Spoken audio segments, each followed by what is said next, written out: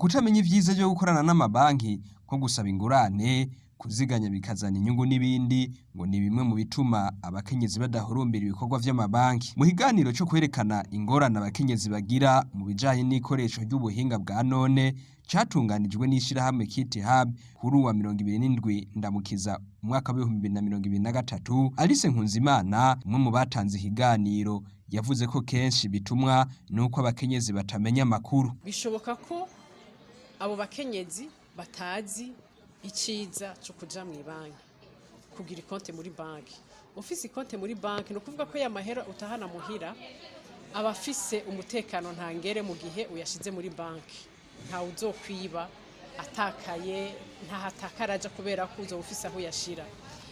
Hama kandi muri banki hari ibintu vyinshi vyiza umuntu akurayo. Urashobora gusaba ideni, urashobora gusaba ideni uzoriha mu myaka myinshi, urashobora gusaba ideni uriha mu misi mikenya, sinzi ukuntu nakwita, urashobora kwiziganiriza iyo kuntu ziganije bikakuzanira inyungu.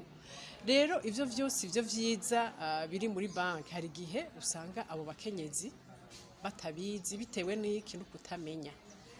Rero uko kutamenya kubatuma hariho ibintu vyinshi badashobora kuronka, kubatuma badashobora gutera imbere nk'uko abandi bagabo bazi bahurikira amabanki bariko baratera imbere.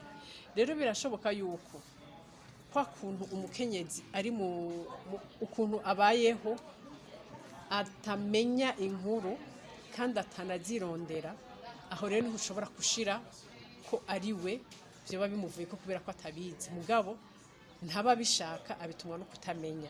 Naho biruko Alice Nkunzimana avuga ko abakenyezi bari bakwiye gushigikirwa bakaronka inkuru zihagije kuko ngo ari bo mushinge w'iterambere. Igice kinininya c'abari muri burimye n'ubworozi usanga ari abakenyezi.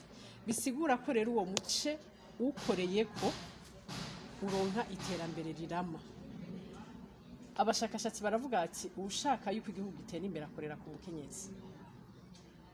Birashoboka yuko igihugu gitera imbere gikoreye ku mukenyezi, bica bikuraho ico bikora gikuraho izo ntambara. Mbe kubera iki abo bakenyezi batirukira ayo mabanki kandi tubona ko hari iciza kiri mu mabanki? Kubera iki abo bakenyezi bataronka izo nkuru zikenewe kugira ngo bashobore gutera imbere?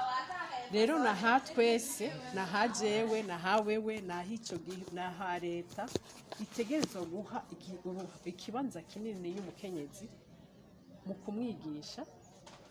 Hari gihe aba yararengeye kuja mu ishuri, mugabo hari abandi ukuntu bashobora kumwigisha agashobora gusoma no kwandika, hama agashobora kwiteza imbere akoresheje ivyo amabanki atanga. Kuko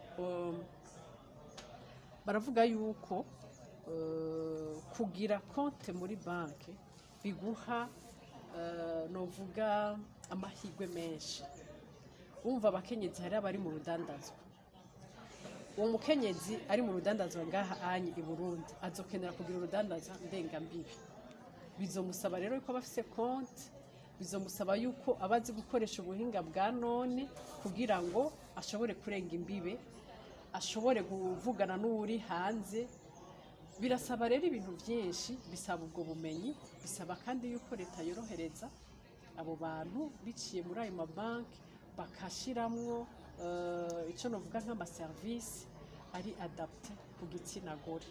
Kugira ngo ivyigwa vy'ubuhinga bwa none bitsimbatare, Clarisse avuga ko leta ikwiye kugwiza ibigo bifise ibikoresho nk'amamashine n'ibindi. Hariho ibigo novuga bisanzwe byakira abajene bikorana n'abajene bibokipa kugira ntibaje mu ngeso mbi zimwe zimwe bashobora kujamwo.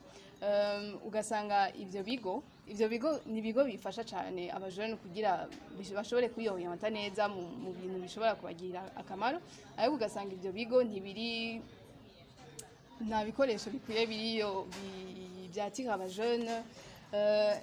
Ayo mamashini yose abajene bari kwigirako byategereza kuba ari muri ivyo bigo, kuri ivyo bigo bisanzwe byakira abo bajene iyo miyabaga. Ico kiganiro ca Kit Hub catunganijwe mu ntumbero yo guhimbaza umunsi mukuru mpuzamakungu w'ikoreshwa ry'ubuhinga bwa none ku bakenyezi kugira ngo babakangurire kwitaho ibijanye n'ubwo buhinga bwa none.